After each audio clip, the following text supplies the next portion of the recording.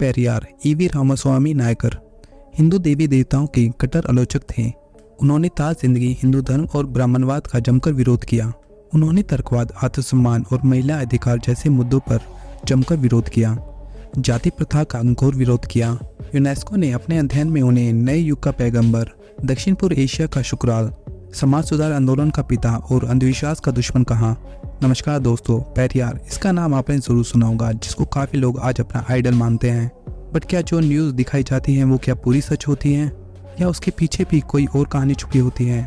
तो दोस्तों, आज हम इस वीडियो में पेरियार की उन बातों की चर्चा करेंगे जो हमेशा सोशल मीडिया में दिखाई और बताई जाती हैं, और उन बातों को भी सामने लाएंगे जिनका ना कोई जिक्र करता है और ना ही उसके बारे में बताने की कोशिश करता है। सबसे पहले उनकी वो बातें जिस पे सबसे ज़्यादा विवाद हुआ। पेरियार ईवी रामास्वामी ने लिखा है, मैंने सब कुछ किया, गणेश आदि सभी ब्राह्मण देवी देवताओं की मूर्तियाँ तोड़ डाली, राम आदि की तस्वीर जला दी। इसके बाद में मेरी सभाओं में मेरे भाषण सुनने के लिए हजारों की गिनती में लोग इकट्ठा होते हैं। तो बिल्कुल साफ है, स्वाभिमान और बुद्धि का अनुभव होना जनता में जागृति का संदेश है। पेरियार का कहना था कि दुनिया के सभी संगठनों, धर्मों से मुझे सख्त नफरत है। शास्त्र, पुराण और उनमें दर्ज देवी देवताओं में मेरी कोई आस्था नहीं, क्योंकि वो सारे के सारे दोषी हैं। मैं जनता से उन्हें जलाने तथा नष्ट करने की अपील करता हूँ। पेरियार का ये भी सवाल था कि द्रविड़ कणगम आंदोलन का क्या मतलब है। इसका केवल एक ही निशाना है कि इस आर्यम, ब्राह्मणवादी और वर्ण व्यवस्था का अंत होना चाहिए, जिसके कारण समाज ऊंचे और नीची जातियों में बटा हुआ है। मैं द्रविड़ कणगम आंदोलन, उन सभी शास्त्रों, पुराणों, देवी देवताओं में आस्था नहीं रखता जो वर्ण तथा जाति व्यवस्था को जैसे का तैसा बनाए रखे हैं। उनका आगे कहना था कि ब्राह्मण हमें अंधविश्वास में निष्ठा रखने के लिए तैयार करते हैं। वो खुद आरामदायक जीवन जीते हैं, तुम्हारी अछूत कह के निंदा करते हैं। मैं आपको सावधान करता हूँ, उनका विश्वास ना करें। ब्राह्मण ने हमें शास्त्र और पुराणों की सहायता से गुलाम बनाया है। अपनी स्थिति मजबूत करने के लिए मंदिर, ईश्वर और देवी देवताओं की रचना की। सभी मनुष्य समान रूप से पैदा होते हैं, तो फिर अकेले ब्राह्मण को ऊंचा और अन्य को नीचा कैसे ठहराया जा सकता है? आप अपनी मेहनत से गड़ी कमाई क्यों इन मंदिरों में लुटाते हो? क्या कभी ब्राह्मण ने इन मंदिरों, तालाबों और अन्य परोपकारी संस्थाओं के लिए 1 रुपया भी दान दिया है? उनका ये भी मानना था कि हमारे देश को आज़ादी तभी मिली समझना चाहिए जब ग्रामीण लोग देवता, धर्म, जाति और अंधविश्वास से छुटकारा पा जाएंगे। आज विदेश के लोग ग्रहों पे संदेश और अंतरिक्षयान भेज रहे हैं। हम ब्राह्मण द्वारा श्राद्धों में परलोक में बसे अपने पूर्वज को चावल और खीर भेज रहे हैं। क्या ये बुद्धिमानी है?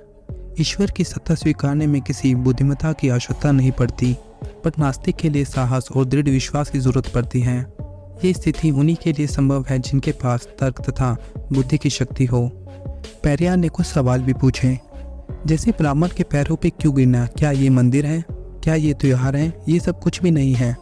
हमें बुद्धिमान व्यक्ति की तरह व्यवहार करना चाहिए, यही प्रार्थना का सार है।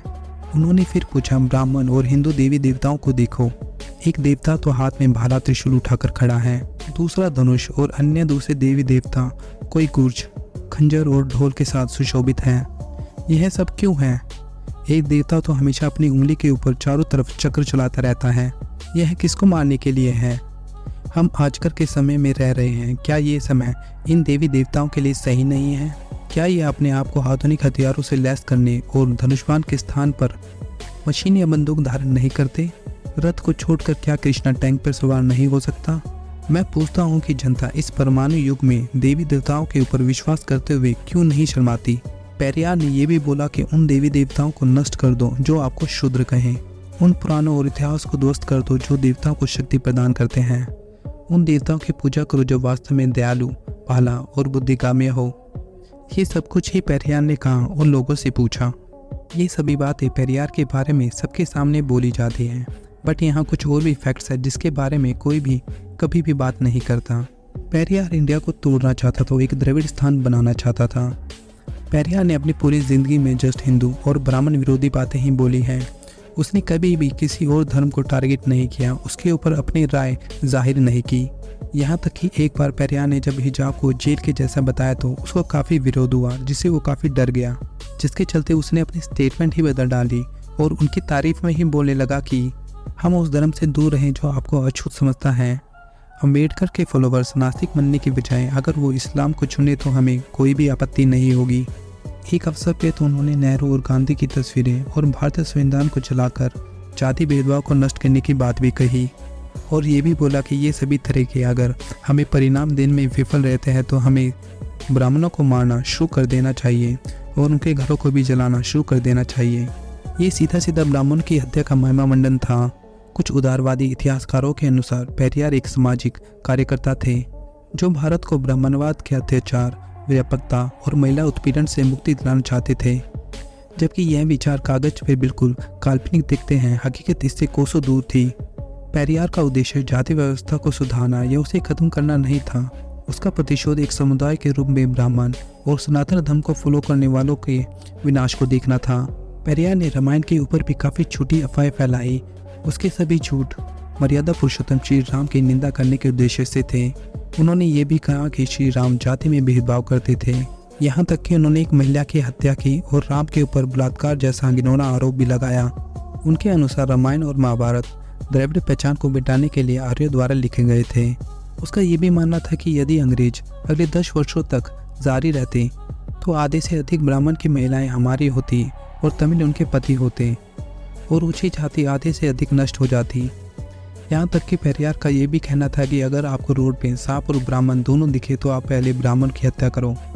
और पेरियार के इसी चेहरे को अभी कुछ साल पहले रजनीकांत ने भी दुनिया के सामने लाया था, जिसके बारे में आज भी बहुत ही कम लोग जानते हैं।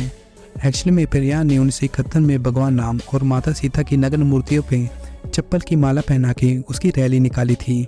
पेरियार हमेशा से ही भारत में सनातन धर्म को मिटाना चाहता था, भारत के कल्चर को मिटाना चाहता था। आप इस बात को ऐसे भी समझ सकते हैं जैसे अम्बेडकर ने एक बार कहा था कि भारत में उसका धर्म ही उसकी आत्मा है, सारे सामाजिक सुधार धर्म की सहायता से ही होंगे। साथ ही साथ अम्बेडकर ने सभी धर्मों पर अपनी राय दी। उन्होंने कभी भी बस एक ही धर्म को सही या गलत नहीं बताया। बट पेरियार ने हमेशा ही ब्राह्मण और सनातन समाज को खत्म करने की बात कही और किसी भी धर्म में उनको कभी भी कोई भी कमियां या गलतियां नजर नहीं आई। आज भी लोग कहते हैं कि पेरियार और बाबा साहब अम्बेडकर दोनों अच्छे दोस्त थे। वहीं दूसरी तरफ पेरियार बाबा साहब अम्बेडकर द्वारा लिखे कॉन्स्टिट्यूशन को जलाने की बात करते थे और 1957 में उसको जला भी दिया। तो दोस्तों, ये ईवी रामास्वामी नायकर उर्फ पेरियार की बातें थी, जिसके बारे में सभी बातें करते हैं और जिसके बारे में कोई भी बातें नहीं करता। तो आपका क्या मानना है, पेरियार सही था या गलत? प्लीज़ अपनी राय कमेंट में ज़रूर दीजिएगा। जय हिंद।